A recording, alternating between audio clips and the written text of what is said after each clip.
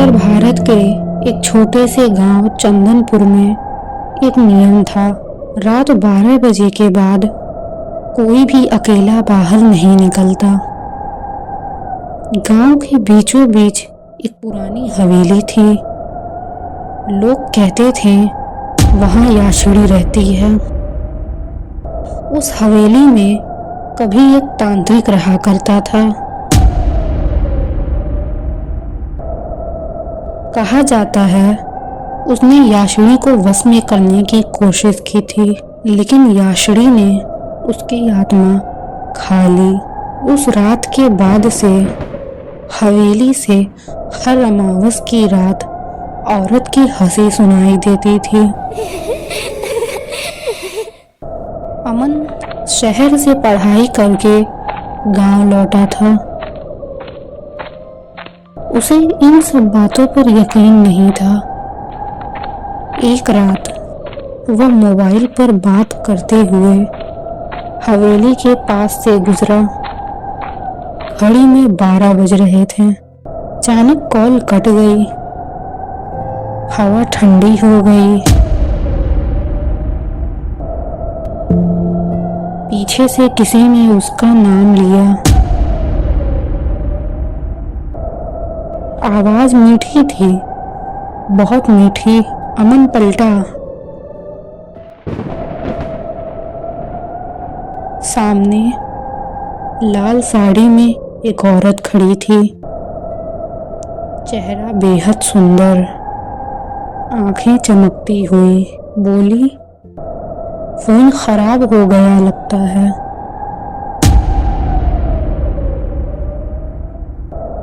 अमन को थोड़ा अजीब लगा।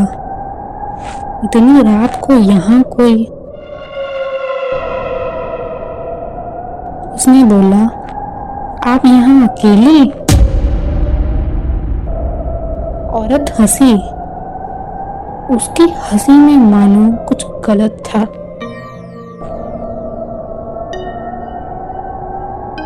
और बोली, मैं अकेली नहीं हूँ, मेरे साथ बहुत लोग रहते हैं। उसने अमन से कहा, क्या आप मुझे हवेली तक छोड़ देंगे? अमन ने हामी भरी। वह अमन को हवेली की ओर ले गई।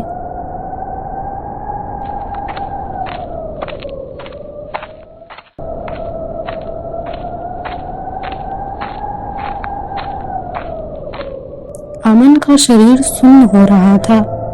जैसे ही हवेली का दरवाजा खुला, औरत बोली, अंदर आ जाओ।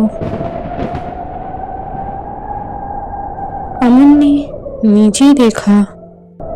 उस औरत के पैर उल्टे थे। उसकी सांस अटक गई।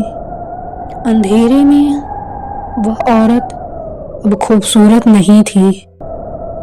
आंखों में खून, मुंह कानों तक फटा हुआ, बाल बिखरे हुए।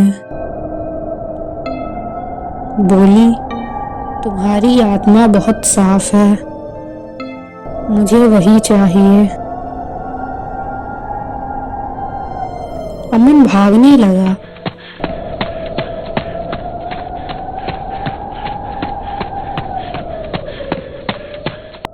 याशड़ी गुस्से में गुर्राई। अमन समझ गया था, ये वही याशड़ी है जो आत्मा को खा लेती है।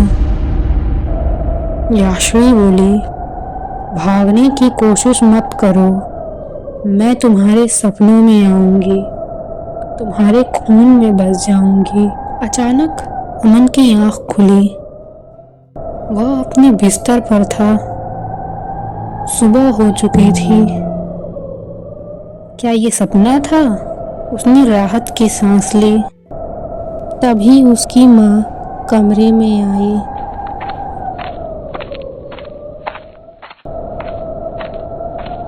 तभी उसकी माँ बोली, बेटा,